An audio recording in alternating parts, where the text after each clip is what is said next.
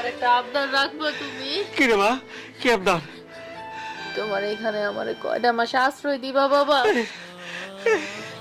বাবা, আমার আমার বাচ্চাটা দুনিয়াতে আসলেই আমি তোমার বাড়ি ছেড়ে যাবো না বাবা। এটা তুই কি করলি রে মা?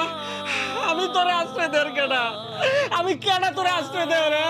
এটা এটা তো তোর বাড়ি, এই বাড়িতে তুই সারা জীবন থাকবি তো। বাবা গো, কি? একটা সময় পর মেয়েরাও বাপের কাছে বোঝা হয়ে যায়। মিথ্যা কথা না, মিথ্যা কথা।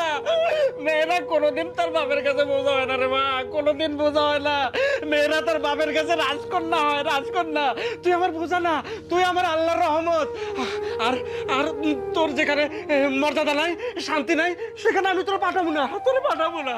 বাবা, কি হয়েছে? শরীরটা না ভালো লাগতেছে না, একটু একটু ডাক্তার খবর দিবা?